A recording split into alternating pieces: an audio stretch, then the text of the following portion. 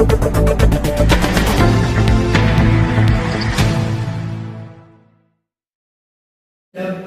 یا اقصی لبیک لبیک یا اقصی.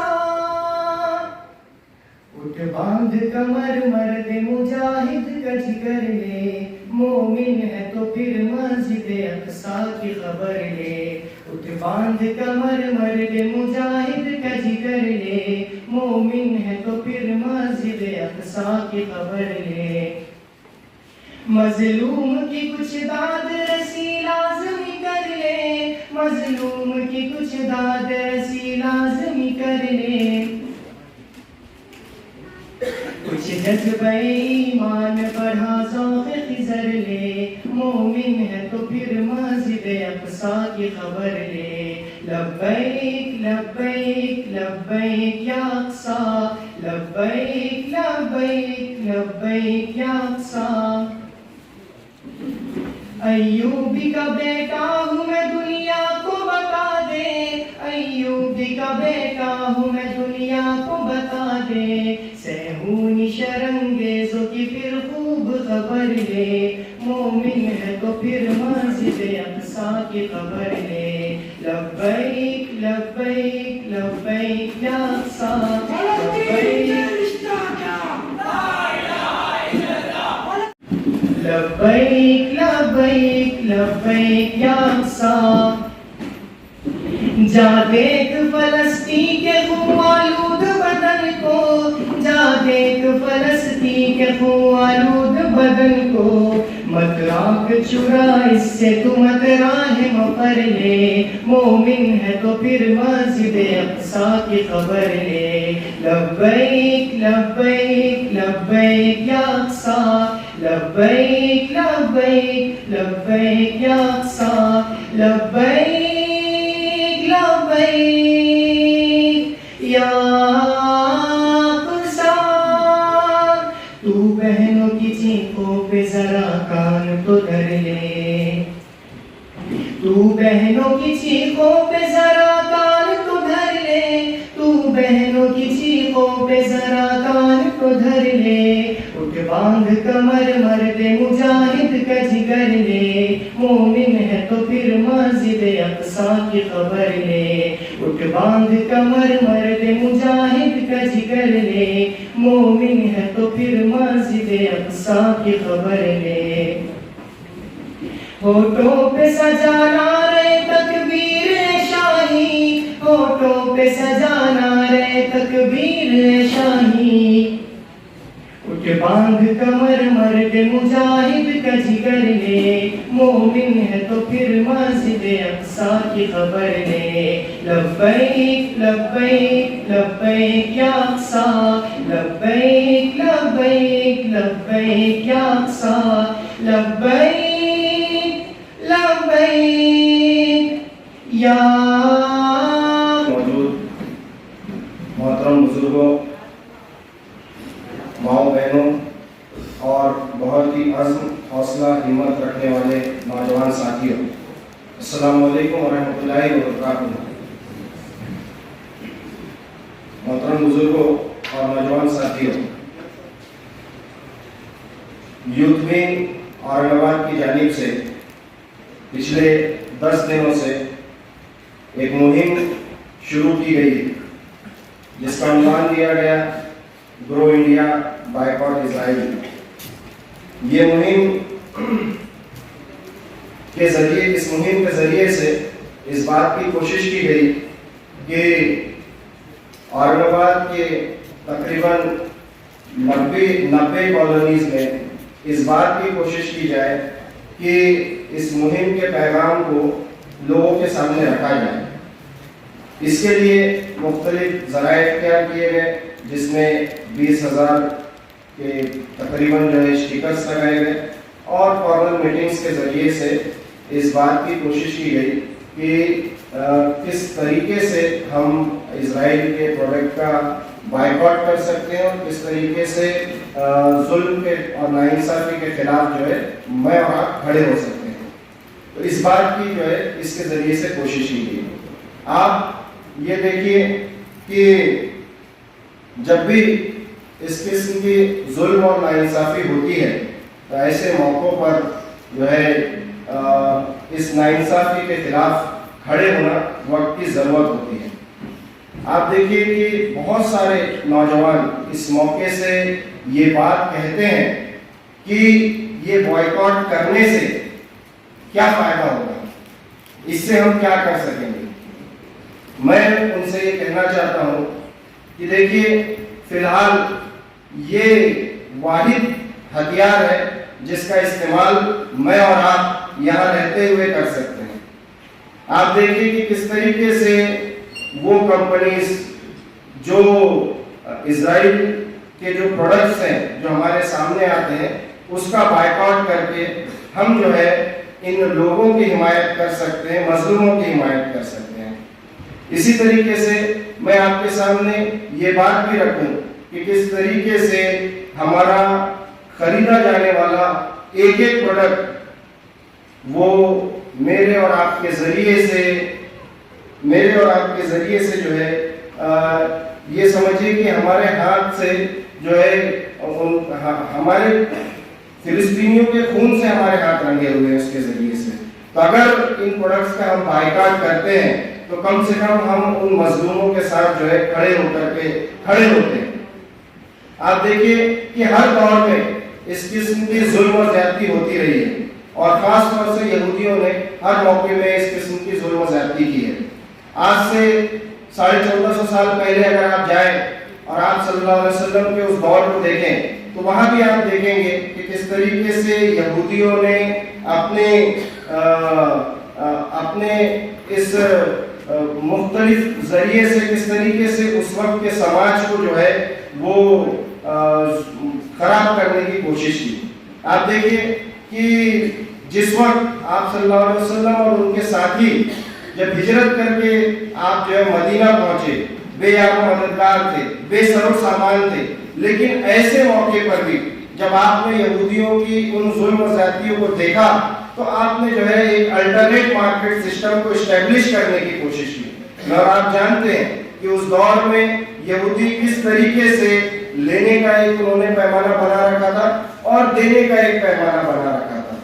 ایسے موقع پر جب بے سر و سامان آپ صلی اللہ علیہ وسلم اور ان کے صحابی وہاں موجود تھے تو آپ نے یہ نہیں دیکھا کہ ہماری حیثیت کیا ہے، بلکہ اس بات کی کوشش کی کہ کس طریقے سے اس ظلم کو، اس جبر کو ختم کیا جائے، کیسے اس کو روکا جائے۔ تو آپ دیکھیے کہ آپ نے پورا ایک الٹرنیٹ مارکیٹ سسٹم وہاں جو ہے اسٹیبلش کیا، جس کے نتیجے میں ہوا یہ کہ پورا کا پورا مارکیٹ جو ہے وہ اسلامی مارکیٹ میں بدل گیا، اور جو لوگ اپنی مونوپولی چلا رہے تھے، جنہوں نے مختلف ظلم و زیادتیاں جو عام کر رکھے تھے، وہ کس طریقے سے اس اسلامی مارکیٹ میں آ کر کے جو ہے اسلام کے مطابق اپنے کاموں کو انجام دینے کی انہوں نے کوشش کی۔ اس موقع سے اللہ کے رسول صلی اللہ علیہ وسلم نے یہ بات بھی ارشاد فرمائی تھی کہ ہمارے اس بازار میں جو اپنا سامان لے کر کے آئے گا وہ اسی قسم کے اجر کا مستحق ہوگا جس قسم کے اجر و ثواب جو ہے اللہ کی راہ میں جہاد کرنے کا ہوتا ہے۔ تو آپ دیکھیے کہ آج یہ چھوٹی سی میری اور آپ کی کوشش ہم کو بھی جو ہے ایک بہت بڑے مرتبے پہ لا کے کھڑا کر سکتی ہے۔ یہ کوشش صرف میں اور آپ نہیں کر رہے بلکہ پوری دنیا میں مختلف لوگ اس قسم کی کوششیں جو ہے کر رہے ہیں۔ آپ میں سے شاید بہت سو نے BDA موومنٹ کا نام سنا ہوگا۔ یہ BDA موومنٹ وہ ہے جو 2005 میں اسٹیبلش ہوئی تھی اور تقریباً 170 کے قریب جو گروپس ہیں انہوں نے جو ہے اس موومنٹ کا آغاز کیا تھا، اور اس کے ذریعے سے انہوں نے اس بات کی کوشش کی تھی کہ کس طریقے سے ہم جو ہے اسرائیل کی معیشت کو جو ہے کمزور کیا جائے، اور یہ موومنٹ جو ہے فلسطینیوں کے حقوق کے لیے انٹرنیشنل لیول پر جو ہے آواز اٹھانے والا ایک موومنٹ ہے۔ اور یہ موومنٹ اس بات کی بھی کوشش کرتا ہے کہ کس طریقے سے جو ہے یہ ان کے پروڈکٹ کا بائیکاٹ کیا جائے، وہیں دوسری طرف یہ کہ اس کے ذریعے سے انٹرنیشنل لیول پر لوگوں کی حمایت حاصل کی جائے، اور ساتھ ہی ساتھ جو لوگ سرمایہ لگا رہے ہیں تو وہ جو ہے اسرائیلی پروڈکٹ پر اور اسرائیل پر اپنا سرمایہ نہ لگائیں۔ ممالک کی ان تمام اشیاء کا مکمل طور پر بائیکاٹ کریں گے جن کا متبادل موجود ہے۔ اللہ اکبر! ہم عہد کرتے ہیں کہ بائیکاٹ کا یہ عمل تاعمر جاری رکھیں گے۔ اللہ اکبر! ہم اس بائیکاٹ کے ذریعے اسرائیل اور اس کے مددگار ممالک کی معاشی کمر توڑنے کا عزم کرتے ہیں۔ اللہ اکبر! انسانوں کی جائز ضروریات کی تکمیل و تعمیر کے قابل بنانے کا عزم کرتے ہیں۔ اللہ اکبر! کہ مسجد اقصی کی بازیابی تک اپنی نسلوں میں یہ بائیکاٹ کا عمل جاری رکھیں گے۔ اللہ اکبر! اپنے خاندان، دوستوں اور رشتہ داروں کو بھی ہم اس بائیکاٹ میں شامل کریں گے۔ اللہ اکبر! ہم عہد کرتے ہیں کہ تقریبات میں امریکہ و اسرائیل کی مشروبات کو دسترخوانوں پر سجانے سے خود بھی بچیں گے اور دوسروں کو بھی تلقین کرتے رہیں گے۔ ہم اپنی جیب سے 1 روپیہ بھی اسرائیل کے نفع کے شامل نہیں ہونے دیں گے۔ اللہ اکبر! ہم لوگوں پر بائیکاٹ کی ضرورت اور اہمیت کو واضح طور پر واضح کرتے رہیں گے۔ اللہ اکبر! اللہ ہمیں عزائم میں استقامت عطا فرمائے۔ فرما ذمہ داران یوتھ ونگ کے مہاراشٹر پریزیڈنٹ جناب عمر خان صاحب، امتیاز صاحب اور دیگر ذمہ داران اور نوجوان دوستوں اور بہت ہی پیاری بیٹیوں، اصل میں اس موضوع پر کچھ کہنا بہت مشقت طلب کام ہے۔ اس میں بیک وقت کئی چیزوں کا حملہ ایک اسپیکر پر ہو جاتا ہے۔ ایک تو اتنا سینسیٹیو ایشو اور اس میں اتنی بڑی تعداد میں تباہی مسلمانوں کی، وہ بہت زیادہ ایک طرح سے ایک اسپیکر کو ڈی ریل کرنے کے لیے بہت کافی ہے، اور میں کچھ زیادہ ہی حساس ہوں اس معاملے میں، تو میرے لیے اور زیادہ مشکل، لیکن میں اللہ تعالیٰ سے دعا گو ہوں کہ کچھ چیزیں ایسی زبان سے نکلیں جو کہ کئی اعتبار سے ہمارے لیے مفید ثابت ہوں۔ بھائیوں اور بہنوں، تقریباً 16,000 افراد لقمہ اجل ہو چکے، 90% بلکہ 95% اس میں امت مسلمہ کے افراد ہیں، اور اس دنیا کے کونے کونے میں بسنے والی امت مسلمہ وہ انتہائی مجبوری کے ساتھ، ہم ایک طرح سے اس کے تماشائی بنے ہوئے، ہم ایک دوسرے کو یہ کہہ رہے ہیں کہ صبر و ضبط سے کام لیں، اللہ تعالیٰ سے دعائیں مانگیں، اپنے بھائیوں اور بہنوں کے لیے دعائیں مانگیں۔ بہت صحیح، دعا مومن کا سب سے بڑا ہتھیار ہے، اور ہم کو اپنے بھائیوں اور بہنوں اور بیٹیوں کے لیے اور شہداء کے لیے اللہ تعالیٰ سے مسلسل دعا مانگتے رہنا چاہیے۔ میں نے کچھ دنوں پہلے ایک بات کہی مسجد میں کہ جتنی دعائیں فلسطین کے مسلمانوں کے حق میں کروڑ افراد ان کے ہاتھ اٹھے ہوئے ہیں اور ان کے رخسار آنسوؤں سے تر ہیں، اور وہ دن اور رات دعائیں مانگ رہے ہیں مالک کی حقیقی سے، اس کا عشر اشیر تو خیر بہت دور کی بات ہے، اس کا 2% بھی انسان ایسے نہیں ہیں جو کہ اسرائیل کے لیے دعائیں مانگ رہے ہیں۔ تو یہ بہت بڑی فتح ہے، اس اعتبار سے فتح ہے کہ اس نے ہم امت مسلمہ کے افراد کو اور مضبوطی کے ساتھ ایک پلیٹ فارم پر لا کھڑا کیا ہے۔ ایک بڑی اجتماعیت میں ہم کو الحمدللہ پھر سے کس دیا گیا۔ یہ اس شر سے خیر کا سب سے بڑا پہلو ہے، سب سے بڑا پہلو ہے خیر کا، کہ ہم بھی انہی کے ساتھ رو رہے، ہمارے دل بھی انہی کے ساتھ دھڑک رہے، اور ہم اپنے ان بھائیوں بہنوں اور بیٹیوں کے لیے ویسے ہی حساس ہیں جیسے وہ خود آپس میں ایک دوسرے کے لیے حساس ہیں۔ یہ ایک بہت بڑا اچیومنٹ ہے۔ ابھی ہمارے امتیاز صاحب بہت تفصیل سے آپ کو وہ سب چیزیں بتا رہے تھے۔ کیا ہی اچھا ہوتا کہ اگر ایک نقشے کے ذریعے سب چیزیں سامنے آتی تو اس میں ہمارا زیادہ انوالومنٹ ہوتا، ہم کو زیادہ سمجھ میں آتا کہ کیسا اسرائیل ایک خنجر کی طرح دھنسا ہوا ہے امت مسلمہ کے قلب میں، بالکل خنجر کی طرح ہے۔ اگر آپ غور سے نقشہ دیکھیں، اطراف میں سارے مسلم ممالک موجود ہیں، لیکن وہ مسلم ممالک کچھ نہیں کر سکے۔ غازہ جو ہے وہ کھنڈر بن گیا۔ ٹھیک ہے، میں ہمارے امتیاز صاحب کی بات اس طرح سے میں کسی حد تک متفق بھی ہوں کہ غازہ کے پاس بڑے بڑے تیل کے ریزروز ہیں، لیکن میں آپ کو بتاؤں کہ بحیرہ روم کی پوری پٹی جو اوپر تک گئی ہے وہ اس اعتبار سے بہت مالا مال ہے۔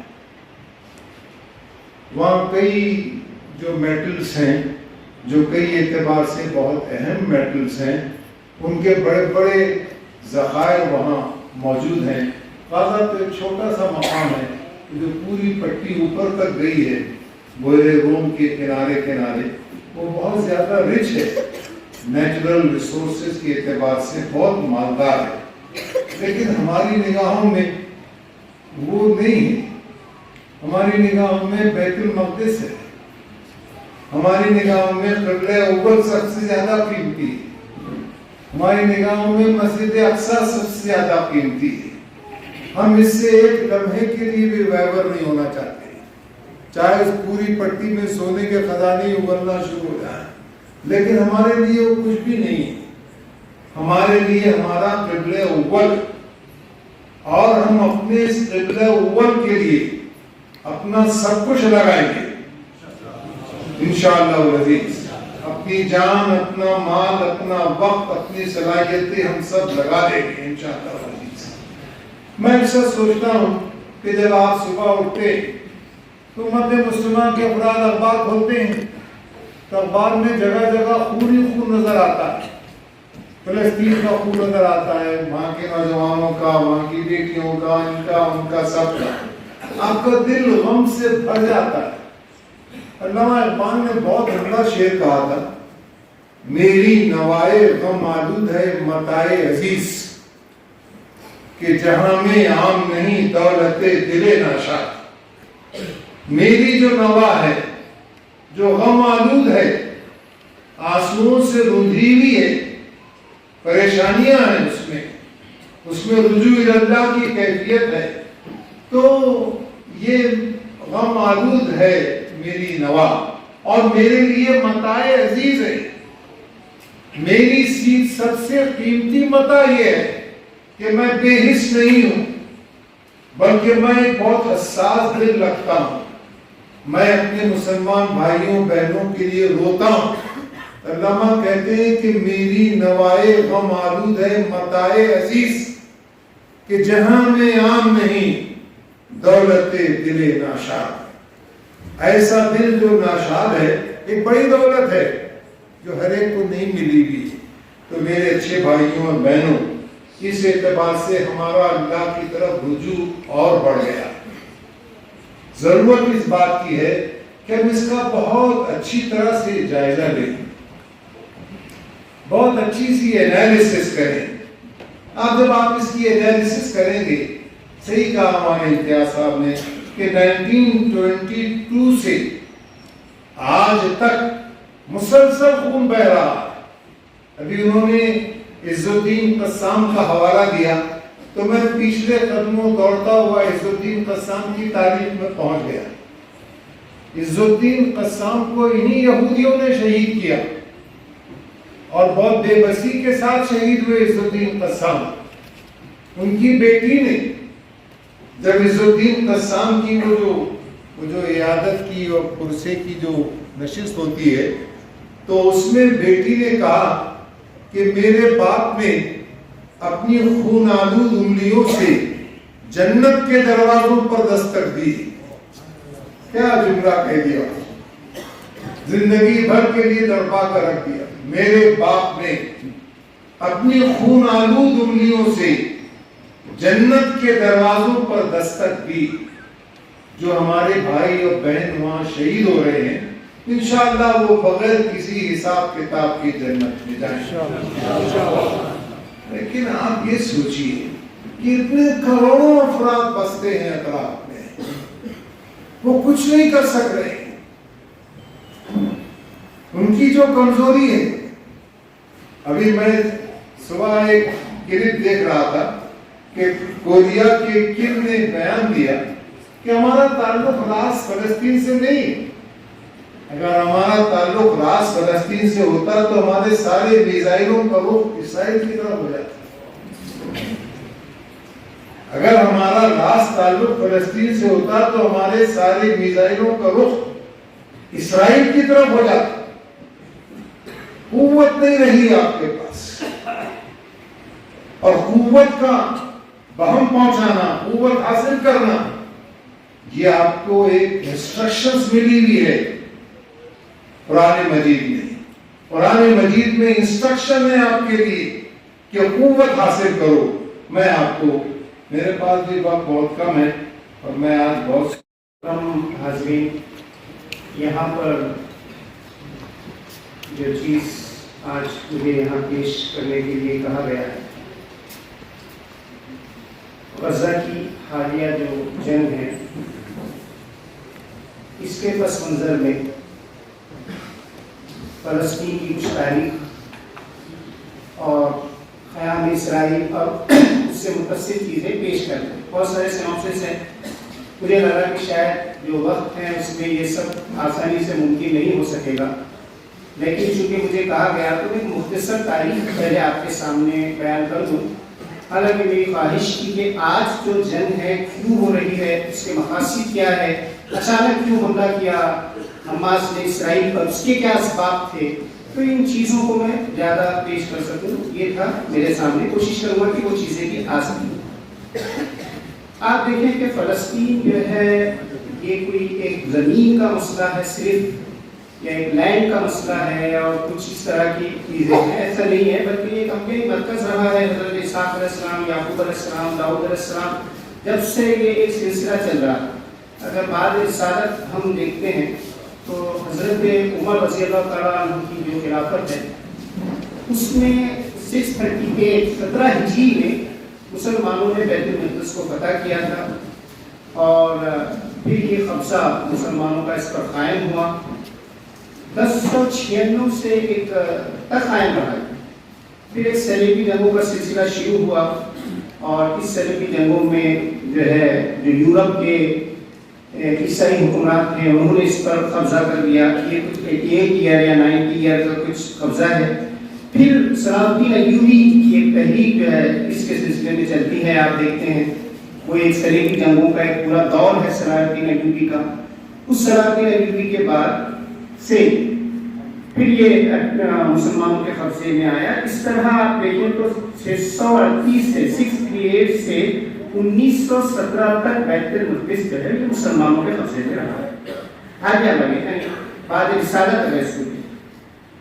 اب اس میں مختصر چلتے ایک بہت لمبی تاریخ ہے، اس کے مختلف اتار چڑھاؤ مرحلے ہیں، بہت دلچسپ ہے، اور ہر شخص کو اس کی کچھ نہ کچھ معلومات ہونی چاہیے۔ پھر پہلی جنگ عظیم کا ایک دور آیا، برطانیہ اس وقت ایک سپر پاور تھا، اور اسی وقت اسی درمیان میں جب یہ پہلی جنگ چل رہی تھی عالمی، برطانیہ سپر پاور، تو اسی درمیان میں صہیونی تحریک چلتی ہے اور یہ دھیرے دھیرے آرگنائز ہوتی ہے۔ تھیوڈور ہرزل ایک یہودی ایڈوکیٹ تھا جس نے اس کی بنیاد رکھی، اور یہ یہاں سے یہ بہت منظم اور آرگنائز ہوتی ہے۔ اس کا بنیادی مقصد اسرائیلی مملکت کا قیام، یہاں سے یہ تحریک چلتی ہے، اور یہیں سے یہ جو آج مسائل دیکھ رہے ہیں یہ وہاں سے اس کی بنیاد پڑی ہے، 48 سے لے کر وہیں سے اس کی بنیاد پڑی ہے۔ صہیونی جو ہے یہ ایک موومنٹ ہے، یہودی ایک الگ ایک قوم ہے، ان میں سے کچھ لوگ اٹھے جنہوں نے صہیونی ایک زائونزم کی ایک بنیاد ڈالی انہوں نے، اور ایک بہت بڑی تحریک بن کر اٹھا ہے، بہت ہی آرگنائز، بہت منظم۔ آج جو آپ کو ہم کو دکھائی دیتا ہے کہ بہت سارے یہودی بھی اس کے خلاف جو ہے مذہب کے اٹیک کے خلاف ہے، امریکہ میں ہو رہا، تو ان میں اختلافات ہیں۔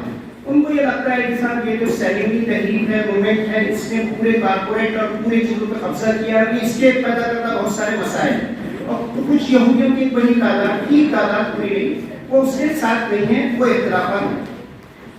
اب یہ صہیونی نام کیوں پڑا، کیا ہے یہ صہیون؟ تو یہ یروشلم کے پاس ایک پہاڑی ہے، آپ کو اس کے نام سے سمجھ میں آئے گا کہ اس کا مقصد ایک زائونزم جو ہے، زائونزم کا مقصد کیا ہے۔ تو ایک قلعہ تھا اس پہاڑی پر، اس پہاڑی کا نام ہی صہیون ہے، اس پر ایک قلعہ تھا، اور اس قلعے کو حضرت داؤد علیہ السلام نے فتح کیا، اور یہودیوں کا یہ عقیدہ ہے کہ وہیں سے عالمی حکومت، حضرت داؤد علیہ السلام کے عالمی حکومت کا آغاز ہوا تھا۔ تو یہ ہے صہیونی تحریک کی بنیاد۔ ٹھیک، اب آپ دیکھیے کہ جیسے میں نے کہا کہ جو پہلی عالمی جنگ کا ماحول تھا اس وقت، اس میں برطانیہ ایک سپر پاور تھا، اور اس سے انہوں نے قربت حاصل کی۔ ایک بڑی تاریخ ہے اس میں کہ وائزرمین جو کیمسٹری پروفیسر وغیرہ اس طرح کے بڑے بڑے لوگ اس میں دنیا کے اس میں انوالو ہوئے، اور ایک بہت برطانیہ سے قربت حاصل کی۔ اور اس دوران میں برطانیہ نے برٹش نے یہ وعدہ کر لیا کہ وہ ایک اسرائیلی مملکت، ایک اسرائیلی ملک یہودیوں کو الگ سے قائم کرنے کی اجازت قائم کر کے دے گا، پورا وعدہ کیا۔ اس وقت یہ ڈیسائیڈ نہیں ہوا کہ یہ اسرائیل میں ہوگا، یہ فلسطین ہی میں ہوگا، یا افریقہ میں ہوگا، یا کون سے ملکوں کا، بعد میں وہ طے ہوا، وہ جلد طے ہو گیا، خیر، لیکن یہ ابتدائی۔ اب یہ جس وقت موومنٹ آگے بڑھ رہی تھی، یہ سب حالات تھے، تو فلسطین کی جب موقع آیا، جب فلسطین پر نظریں پڑی کہ یہاں پر اسرائیل ہونا چاہیے، اسرائیلی مملکت، تو اس وقت فلسطین جو ہے خلافت عثمانیہ کے ماتحت تھا۔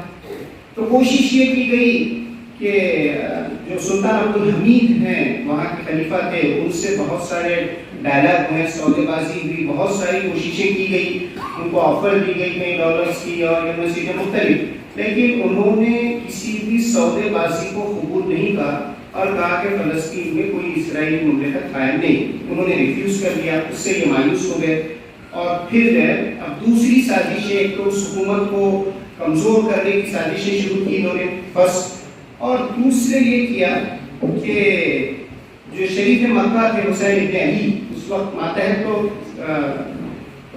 اس کے بعد ترکی کے، لیکن یہ شریف مکہ تھے اس وقت، شریف مکہ کا خلاف وہاں کرتا تھا حسین ابن علی، تو ان کو اس بات کے لیے تیار کیا کہ اس کے خلاف بغاوت کر دی جائے، خلافت عثمانیہ کے خلاف۔ اگر آپ ایسا کرتے ہیں تو پورے عرب کے کئی ممالک آپ کے حصے میں دے دیے جائیں گے اور آپ کی یہاں کے حکمران۔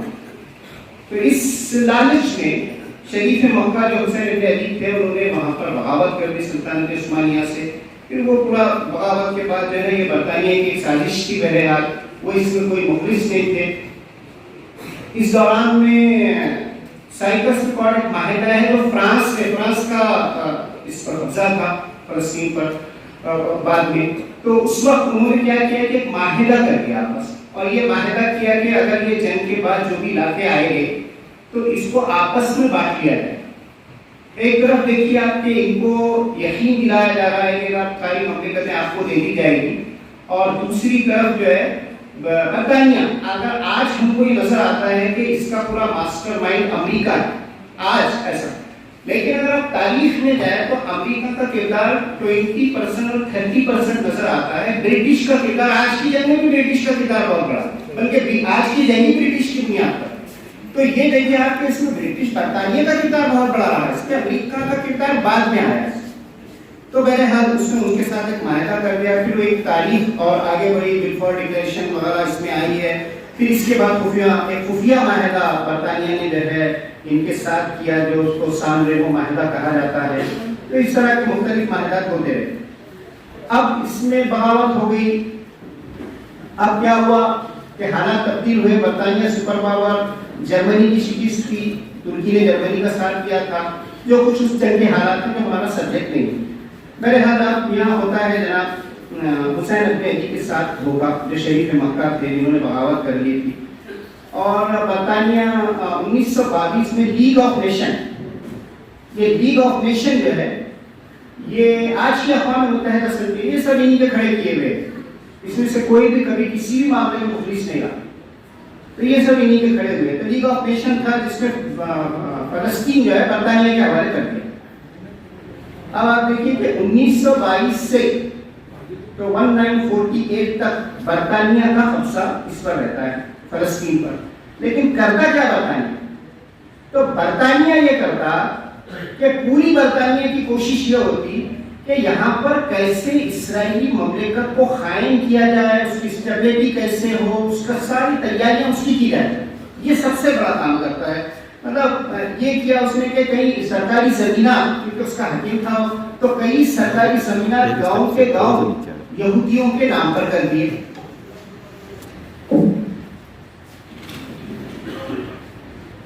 اب یہیں سے یہودیوں کے بہت سارے گینگ، جو گینگ تھے، ٹیررسٹ گینگ جن کو کہا، جن کو لڑائی کے تجربے تھے، جو فوجی چینج کیے ہوئے تھے، ایک طرف وہ تھے، ایک طرف برطانیہ کی فوج تھی، ایک طرف پولیس تھی، وہ فلسطینیوں کو چاروں جانب سے گھیر دیا گیا تھا۔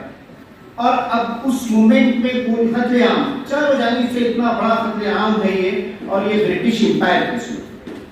اس دوران میں تحریکات ہوتی گئی وہاں پر، جو سب سے طاقتور ایک تحریک عوامی موومنٹ کی مختلف، تو اس میں ہے موسیٰ کاظمی کی اور امین الحسین۔ یہ امین الحسین، یہ نام آپ تھوڑا سا یاد رکھیے، یہ اخوان المسلمین کے تھے، انہوں نے وہاں پر اس تحریک اس کے خلاف میں کھڑے کی، برطانوی حکومت کے خلاف یہاں پر کھڑی ہوئی، کچھ متعدد خونی جھڑپیں ہوئی بہت ساری، اس کے اوپر جو ہے وہاں پر مسلسل 20 سے تو 35-36 کا ایک دور چلتا رہا برٹش دور میں۔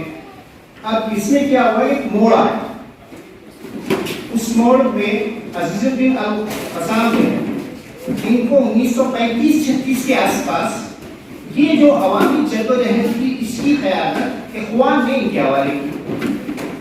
یہ اخوان کے رہنماؤں میں اور اس کے قریبی لوگوں میں یہ شمار تھے۔ اب عزیز الدین القسام جو ہے جب ان کے ہاتھوں میں آئی تو انہوں نے دو اہم کام کیے، دو تبدیلیاں اس میں لے کر آئی۔ پہلا یہ تھا کہ اس وقت تک یہ برٹش گورنمنٹ کے جو سرکولر تھے، جو یہودیوں کو زمینیں دے رہی تھی، اس حق پر یہ تحریک زیادہ بیس کر رہی تھی، اور بیت المقدس میں ہمارا زیادہ حق ہے، ان کا کم حق ہے، اس گراؤنڈ پر یہ چل رہی تھی۔ عزیز الدین القسام جب آئے تو انہوں نے اس کو تحریک کا ایک رخ طے کیا۔ پہلا کام یہ کیا انہوں نے کہ صاحب یہ جو تحریک چلے گی یہ برٹش امپائر کے خلاف آزادی کی تحریک رہے گی، آزاد فلسطین کی تحریک رہے گی۔ یہ کچھ حقوق لینا ہے، کچھ رائٹس لینا ہے، یا ہم کچھ زمینات کے خلاف ہے، یا کچھ قوانین کے خلاف ہے، تو اس کے خلاف نہیں ہے، بلکہ ہم ایک ایسی موومنٹ شروع کریں گے جو ایک آزاد فلسطین کا موومنٹ ہوگا۔ یہ تحریک چلائی انہوں نے وہاں پر۔ اور دوسرا، پہلی بات باضابطہ، حالانکہ موسیٰ کاظمی، امین الحسین کی قیادت میں بھی بہت سارے قتل عام ہوئے، وہ جہاد کی تحریک تھی وہ بھی، لیکن پہلی بار عزیز الدین القسام نے جو ہے پہلی بار شہید دستوں کی تشکیل کی وہاں پر، جس کو باضابطہ شہید دستوں کی تشکیل کہتے ہیں۔ اسی لیے آپ دیکھیں کہ آج تک بھی جو ہے القسام بریگیڈ نام ہے اس کا، حالانکہ اس کو احمد یاسین نے جو ہے حماس کی تشکیل کی، تو اسی لیے اس سے اس کو منسوخ کرتے ہیں۔ یہ آج کا پروگرام لینے کا مقصد کیا ہے؟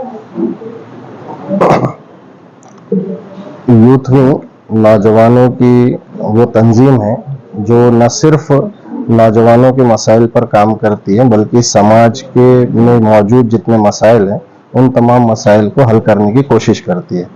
آپ نے اور ہم نے یہ دیکھا ہوگا کہ بھارت سرکار بھی اس بات کی ڈیمانڈ کرتی ہے कि स्वदेशी प्रोडक्ट को आम किया जाए और उनको जो है मार्केट में लेके आया जाए। तो आज इस प्रोग्राम के जरिए से जहां एक तरफ हम जुल्म और नाइंसाफी के खिलाफ बाइकॉट इजराइल की बात कह रहे हैं, वहीं दूसरी तरफ हम इस बात की कोशिश कर रहे हैं कि स्वदेशी जो प्रोडक्ट है हमारे, उन प्रोडक्ट्स को जो है वो आम किया जाए। इस दोनों चीजों को सामने रखते हुए हमने इस प्रोग्राम का जो है वो आयोजन किया है। प्रोग्राम के अंदर क्या क्या होगा, मतलब आपको? इस प्रोग्राम में एक तरफ तो इस बात की हम कोशिश कर रहे हैं कि फिलिस्तीन का जो मसला है वो क्या है लोगों के सामने आए, और वहीं दूसरी तरफ इस बात की भी कोशिश की जाएगी कि इस बात को भी बताने की कोशिश की जाएगी कि जब जब जुल्म और नाइंसाफी के खिलाफ जो है लोग खड़े होते हैं तो उसको दूर करने की जो है किस तरीके से मुनज़्ज़म और मजबूत कोशिश समाज के लोगों के जरिए से की जाती है। तो मोहम्मद उमर खान। इस प्रोग्राम में हमारे नौजवान शामिल हैं, हमारी बेटियां शामिल हैं, और हम ये समझते हैं कि हमको दावत के बड़े अजीम मौके मिले हुए। हमारे फ़लस्तीनी भाइयों ने जिस इस्तकामत का वहाँ सबूत दिया, वो एक खुद अपने लिए एक बड़ा बेंचमार्क है। हम भी यहाँ अपने इस मुल्क में इसी हौसलों के साथ जिंदा रहेंगे, इंसानों की खिदमत करते रहेंगे और इस्लाम की तालीमात को उनके सामने रखते रहेंगे। वाखिर दावाना अल्हम्दुलिल्लाह।